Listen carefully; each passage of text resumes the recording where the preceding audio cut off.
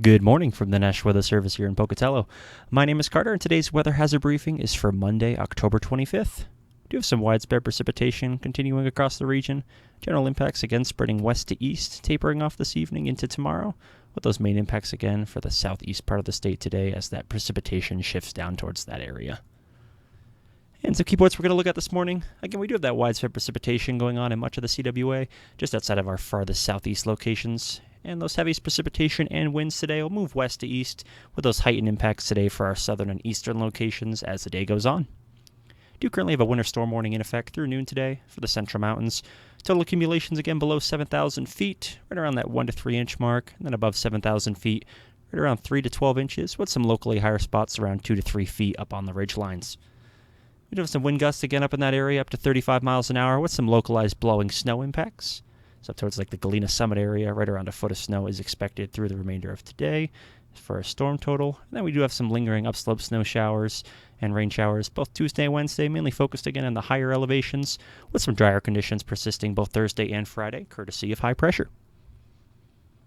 I'll look at the satellite this morning for the Pacific Northwest, showing a deep moisture feed that's going to be bringing a lot of moisture into our area especially, and that's coming in the form of some low elevation rain showers and high elevation heavy snow. And we'll continue to see that track head eastward today, so starting to see that band of precip, which is currently the heaviest right now over western Nevada and western Idaho. Start to see that track more easterly today.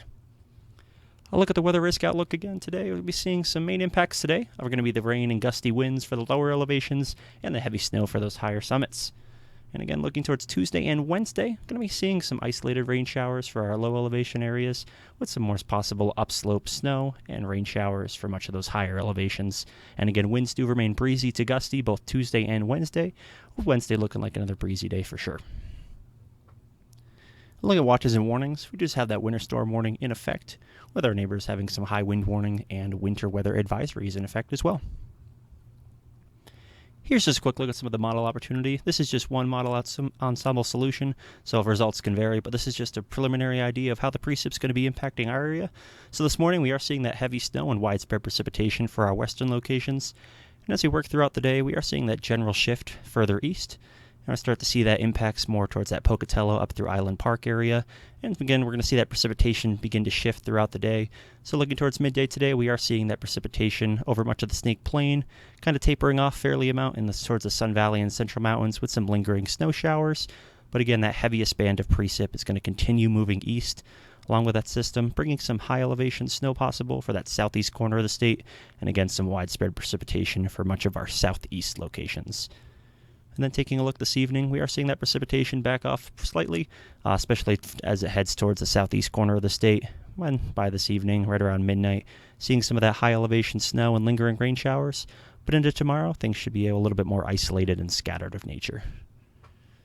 Looking at the Winter Storm Severity Index for today through Wednesday, again, major impacts in the Central Mountains, especially along those mountain ridge lines, anywhere 2 to 3 feet of snow, so definitely some hazardous backcountry travel in those type of areas.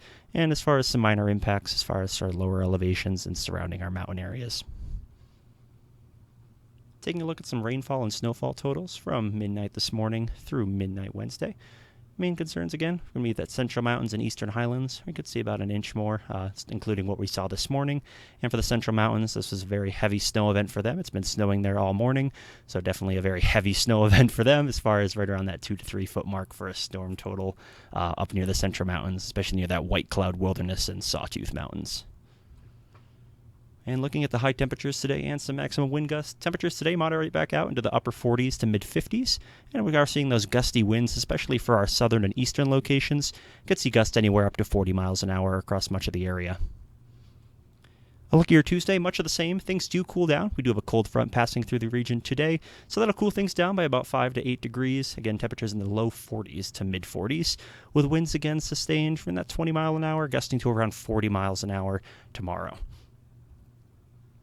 And to look at Wednesday, we are seeing another widespread wind event. It looks to be probably one of the windiest days this week as opposed to today.